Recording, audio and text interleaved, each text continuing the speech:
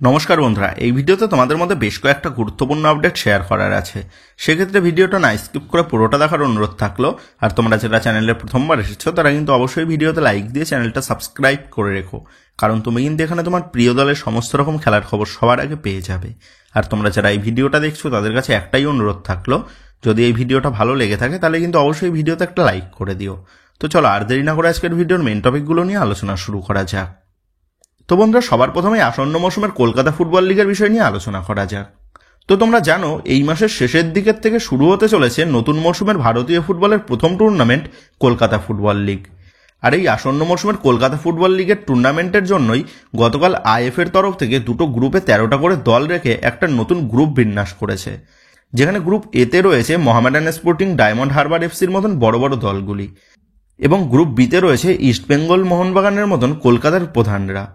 সেক্ষেত্রে আসন্ন সিএফএলেও যে আমরা ডার্বি ম্যাচ দেখতে চলেছি এটা কিন্তু স্পষ্ট। সেহেতু সিএফএল এর ডার্বি দিয়েই আসন্ন মৌসুমের প্রথম ডার্বি ম্যাচ শুরু হতে চলেছে, সেটা বলাই যায়। যেটা কিন্তু ডার্বি প্রেমীদের জন্য বড় একটা সুখবর, সেটা কিন্তু তোমরা বলতেই পারো। তো আসন্ন সিএফএল এর লাইভ টেলিকাস্টের বিষয় নিয়ে কিন্তু এখনো কোনো রকম আপডেট জানা যায়নি। লাইভ টেলিকাস্টের বিষয়ে আপডেট জানতে পারলে কিন্তু অবশ্যই তোমাদের মধ্যে শেয়ার করে দেবো। তো যাই হোক, এবার নেক্সট আপডেটটা বেরিয়ে আসছে 23 বছর বয়সী ভারতীয় সেন্ট্রাল মিডফিল্ড পজিশনের প্লেয়ার আপুইয়াকে নিয়ে। তো এই মুহূর্তে আপুইয়াকে নিয়ে ট্রান্সফার মার্কেটে যা শুরু হয়েছে, তাতে আপুইয়াকে নিয়ে কিন্তু রোজ একটা করে নতুন ভিডিও তৈরি হয়ে যাবে, কারণ ইস্টবেঙ্গলের বিভিন্ন পেজ থেকে এক এক সময় এক এক রকমের আপডেট কিন্তু বেরিয়ে আসছে এই আপুইয়ার বিষয়ে। তো তোমরা ইউটিউব বা ফেসবুক বিভিন্ন জায়গাতেই দেখতে পাচ্ছ ইস্টবেঙ্গলে আপুইয়া ডিল ডান হয়ে গেছে, এই নিয়ে নতুন নতুন প্রতিবেদন প্রতিদিন আসছে। তবে আশা করি তোমাদের মনে আছে, গতকাল সন্ধ্যের ভিডিওতেই তোমাদের বলেছিলাম, আমি যতদূর খবর জানতে পেরেছি আমার ব্যক্তিগত সোর্স থেকে, সেটা হচ্ছে Apuia to East Bengal deal done and dusted লিখে চালালেও আপুইয়া কিন্তু এখনো কোনো দলেই চূড়ান্ত হয়নি।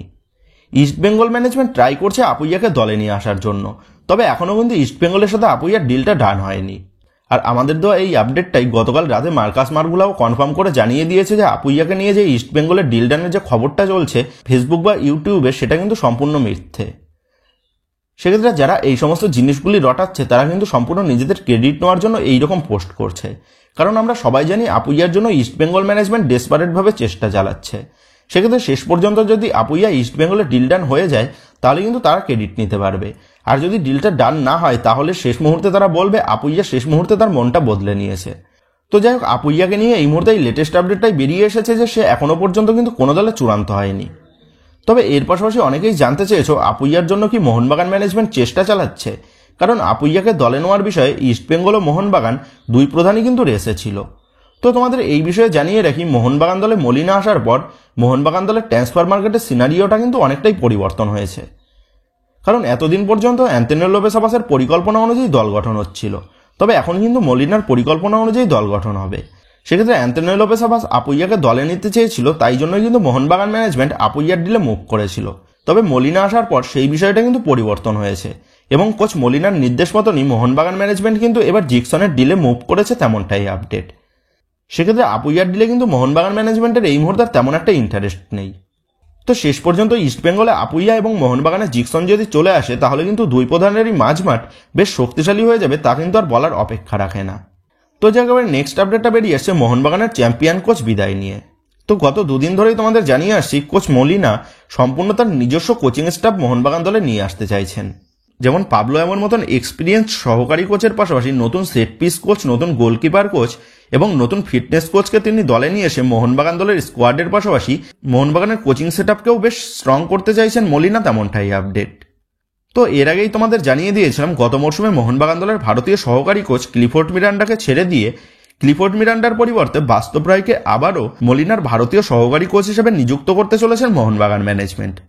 তবে এবার ক্লিফোর্ড মিরান্ডার পাশাপাশি গত মরশুমের মোহনবাগান দলের ফিটনেস ট্রেনার অ্যালবার্টো লিনানকেও বিদায় জানাতে চলেছে মোহনবাগান ম্যানেজমেন্ট, এবং এর পাশাপাশি গত মরশুমের মোহনবাগান দলের সহকারী কোচ ম্যানুয়েল কাসকালানাকেও মোহনবাগান ম্যানেজমেন্ট বিদায় জানিয়ে দিতে চলেছে। এবং যেমনটা আপডেট, এই অ্যালবার্টো এবং ক্যাসকালানা এদের দুজনের কাছেই বিদেশি ক্লাবের থেকে অফার রয়েছে, যার ফলে তারা কিন্তু আসন্ন মরশুমে বিদেশি ক্লাবে যোগ দিতে চলেছে, তেমনটাই খবর। তবে গত মরশুমের গোলকিপার কোচ মার্টিন রুয়েসকে নিয়ে এখনও চূড়ান্ত সিদ্ধান্তে পৌঁছায়নি মোহনবাগান ম্যানেজমেন্ট তথা মলিনা। তখন এটাই দেখার বিষয় হবে গত মরশুমে মোহনবাগান দলকে সফলতা এনে দেওয়া এই দুই কোচের পরিবর্তে কোন দুই কোচকে চূড়ান্ত করে মলিনা। তো বন্ধুরা, তোমাদের মতে গত মৌসুমের মোহনবাগান দলের গোলকিপার কোচ মার্টিন রুয়েসকে বিদায় জানিয়ে নতুন গোলকিপার কোচ নিয়ে আসলে ভালো হবে, নাকি মার্টিন রুয়েসকে রেখে দিলে ভালো হবে? এই বিষয়ে তোমাদের মতামতটা অবশ্যই নিচে কমেন্ট করে জানিয়ে দিও। তো এবারে নেক্সট আপডেটটা বেরিয়ে আসছে মোহনবাগান দলের হোবো স্ট্রাইকার জেমি ম্যাকলারেনকে নিয়ে। তো গত কয়েকদিন ধরে সোশ্যাল মিডিয়াতে জেমি ম্যাকলারেনকে নিয়ে নতুন করে একটা গুজব শুরু হয়েছে যে জেমি ম্যাকলারেন মোহনবাগানের অফারকে হোল্ডে রেখে তিনি সৌদি লিগের কোনো ক্লাবের অফারের দিকে বেশি ঝোঁক রেখেছেন, যার ফলে জেমি ম্যাকলারেন মোহনবাগান দলে আসবে নাকি সেই নিয়ে যথেষ্ট সংশয় রয়েছে, এমনটাই কিন্তু গুজব ছড়ানো হচ্ছে বিভিন্ন জায়গা থেকে। তো এই বিষয়ে তোমাদের জানিয়ে রাখি, জেমি ম্যাকলারেন কিন্তু মোহনবাগান দলে চূড়ান্ত হয়ে গেছে। কারণ যদি জেমি ম্যাকলারেন মোহনবাগান দলে চূড়ান্ত নাই হতো, তাহলে এমবিএফটি বা মেরিনার্স এরিনার মতো নির্ভরযোগ্য জায়গা থেকে জেমি ম্যাকলারেনের খবরটা কিন্তু রটানো হতো না। তো জেমি ম্যাকলারেন যে আসন্ন মৌসুমে মোহনবাগান দলে আসছে সেটা কিন্তু এক প্রকার নিশ্চিত ধরে নিতে পারো তোমরা। তবে এবার তোমাদের অনেকের মনেই প্রশ্ন আছে যে জেমি ম্যাকলারেন যদি মোহনবাগান দলে চূড়ান্ত হয়ে যায়, তাহলে এখনো পর্যন্ত জেমি ম্যাকলারেনের নামটা অফিসিয়ালি ভাবে অ্যানাউন্সমেন্ট আসছে না কেন মোহনবাগান ম্যানেজমেন্টের অফিসিয়াল পেজের তরফ থেকে? তো এই বিষয়ে তোমাদের জানিয়ে রাখি, জেমি ম্যাকলারেনকে ফ্রি প্লেয়ার হিসেবে মোহনবাগান ম্যানেজমেন্ট দলে নিয়ে আসছে। মানে মেলবোর্ন সিটি এফসি থেকে কোন রকম ট্রান্সফার ফি দিয়ে কিন্তু জেমি ম্যাকলারেনকে নিয়ে আসছে না মোহনবাগান। আর মেলবোর্ন সিটির সাথে জেমি ম্যাকলারেনের অফিসিয়াল কন্ট্রাক্ট রয়েছে এই মাসের 30 তারিখ পর্যন্ত। সেক্ষেত্রে জেমি ম্যাকলারেনের অফিসিয়াল অ্যানাউন্সমেন্ট আসতে এখনও কিন্তু বেশ কয়েকটা দিন সময় লেগে যাবে, তেমনটাই খবর। এবং এর পাশাপাশি আমাদের ভারতীয় ফুটবলের ট্রান্সফার মার্কেটটা সবেমাত্র 2 দিন হলো চালু হয়েছে। সেক্ষেত্রে 2 দিনের মধ্যে যে এত বড় একটা অ্যানাউন্সমেন্ট চলে আসবে, এটা ভাবাটা কিন্তু খুবই ভুল। সেক্ষেত্রে হতে পারে এই মাসের শেষের দিকে অথবা জুলাই মাসের শুরুর দিকেই জেমি ম্যাকলারেনের নামটা ঘোষণা হয়ে যেতে পারে। তবে জেমি ম্যাকলারেনের ঘোষণাটা যেদিনই হোক না কেন, জেমি ম্যাকলারেন আসন্ন মৌসুমে সবুজ মেরুন জার্সি পরে মাঠ কাঁপাতে চলেছে, এটা কিন্তু এক প্রকার নিশ্চিত। তো যে একেবারে নেক্সট আপডেটটা বেরিয়ে আসছে মোহনবাগানের আরেক ইউরো কাপার বিদেশিকে নিয়ে। তো গতকাল মোহনবাগানকে নিয়ে দুটো নতুন বিদেশি প্লেয়ারের রুমর তোমাদের মধ্যে জানিয়েছি। তবে কিন্তু এবার আরও এক ইউরো কাপের স্কোয়াডের সদস্যর নাম কিন্তু গতকাল জানা গেছে মোহনবাগানকে কেন্দ্র করে। আর সেই বিদেশিটা হচ্ছে 32 বছর বয়সী জর্জিয়ার সেন্টার ব্যাকের প্লেয়ার সোলোমন কেডিরকে ভেলিয়া। 5.6 কোটি টাকা মার্কেট ভ্যালুর এই সোলোমন বর্তমানে খেলছে সৌদি প্রো লিগের ক্লাবে, মানে CR7 এর বিপক্ষে কিন্তু তিনি খেলছেন। সেন্টার ব্যাকের পাশাপাশি রাইট ব্যাক পজিশনেও তিনি খেলতে পারেন। ক্লাব ক্যারিয়ারে প্রিমিয়ার লিগাতে 186টা ম্যাচ খেলার অভিজ্ঞতা রয়েছে এই সোলোমনের কাছে। এর পাশাপাশি বিশ্বের বেশ কিছু টপ লিগেও কিন্তু এই সোলোমন খেলেছেন। এছাড়া জর্জিয়ার জাতীয় দলের হয়ে 58টা ম্যাচ সে খেলেছে। জর্জিয়ার জাতীয় দলের হয়ে 2014 সাল থেকেই সে কিন্তু কন্টিনিউয়াসলি খেলে আসছে। সেক্ষেত্রে তোমরা বুঝতেই পারছো প্লেয়ারটা কোন লেভেলের প্লেয়ার। ইভেন আসন্ন ইউরো কাপের স্কোয়াডেও কিন্তু জর্জিয়ার জাতীয় দলের হয়ে তিনি খেলতে নামবেন। 2014 এবং 2017তে দুবার জর্জিয়ার বেস্ট প্লেয়ার হিসেবে তিনি মনোনীত হয়েছেন। তো এই সেরা ডিফেন্ডারকেই কিন্তু এবার টার্গেট করেছে মোহনবাগান ম্যানেজমেন্ট, তেমনটাই খবর। তো এই সোলোমন মোহনবাগান দলে আসলে নিঃসন্দেহে মোহনবাগানের ডিফেন্স যে ISL এর সেরা একটা ডিফেন্স হয়ে যাবে সেটা কিন্তু বলাই যায়। আর এই সোলোমনের সাথে তার বর্তমান ক্লাবের এই জুন মাসেই চুক্তি শেষ হয়ে যাচ্ছে। সেক্ষেত্রে ডিলটা হওয়ার কিন্তু একটা প্রবল সম্ভাবনা রয়েছে। তবে এই সোলোমনের ইউরো কাপের পারফরমেন্স দেখে সোলোমনের বিষয়ে পরবর্তী সিদ্ধান্ত নেবে মোহনবাগান ম্যানেজমেন্ট, তেমনটাই আপডেট। আর এই মুহূর্তে যেমনটা খবর, একাধিক বিদেশি প্লেয়ারের সাথে মোহনবাগান ম্যানেজমেন্টের কিন্তু বেশ পজিটিভভাবে কথাবার্তা চলছে। সেক্ষেত্রে খুব সম্ভবত জুলাই মাসের প্রথম সপ্তাহের মধ্যেই মোহনবাগানের সমস্ত নতুন বিদেশি কিন্তু চূড়ান্ত হয়ে যেতে পারে বলেই ধারণা। তো মোহনবাগান যে আসন্ন মৌসুমের জন্য একটা বেস্ট দল গঠন করতে চলেছে তা কিন্তু বলাই যায়।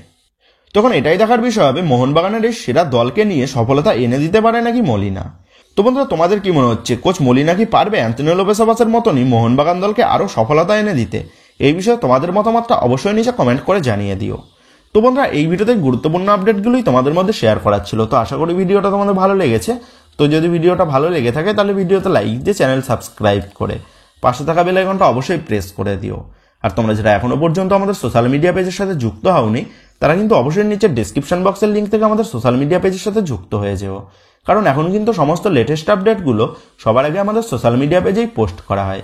আর তোমরা এখন ফেসবুক এবং ইনস্টাগ্রামে গিয়ে তোমরা আমাদের এই চ্যানেলের নাম লিখে সার্চ করলেও তোমরা কিন্তু আমাদের সোশ্যাল মিডিয়া পেজটা খুঁজে পেয়ে যাবে। সেক্ষেত্রে তোমার প্রিয় দলের সমস্ত রকম লেটেস্ট আপডেট সবার আগে পাওয়ার জন্য এবং আমার সাথে সরাসরি যে কোনো বিষয়ে কথা বলার জন্য তোমরা কিন্তু অবশ্যই মনে করে আমাদের সোশ্যাল মিডিয়া পেজের সাথে যুক্ত হয়ে যেও। তো বন্ধুরা, এই ভিডিওটা এটুকুই ছিল। তো আসি বন্ধুরা, দেখা হচ্ছে পরের ভিডিওতে।